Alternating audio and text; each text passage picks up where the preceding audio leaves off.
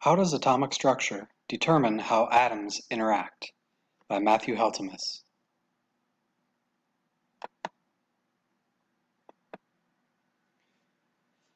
The structure of an atom consists of a nucleus within an inner shell that contains protons, which are positively charged, and neutrons, which have no charge, as well as an outer shell with electrons that are negatively charged.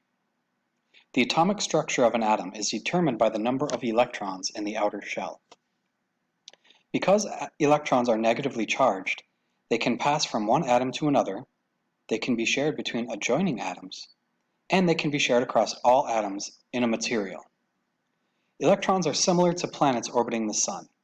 They orbit the nucleus in a clockwise or counterclockwise rotation.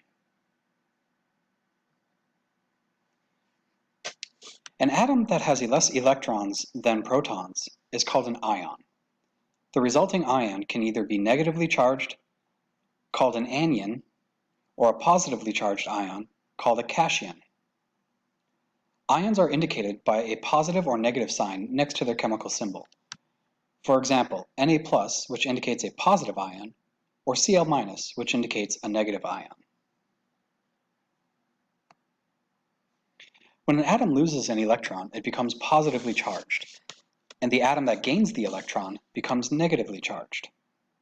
When atoms share electrons, they commonly form one of four types of chemical bonds: ionic, covalent, metallic, or hydrogen bonds. Chemical bonds help to form new molecules which create many of the compounds we see and experience every day. Some examples of bonding include sodium chloride, NaCl, or commonly called table salt, water, H2O, and potassium chlorate, KNO3. Ionic bonds occur when one atom donates its electron to another atom. Sodium chloride is an example of an ionic bond. Sodium has one electron in its outer shell. As it nears a chlorine atom, the electron is attracted to the chlorine and moves from the sodium atom to the chlorine atom. The resulting bond is a bond between the two atoms. Covalent bonds occur when a pair of atoms near each other share electrons from their outer shells. Think of baseball players playing catch. The mitts are the atoms, and the ball is the electron going back and forth. H2O is an example of a covalent bond. The pair of hydrogen atoms share electrons and form a weak attraction with oxygen, resulting in the compound we know as water.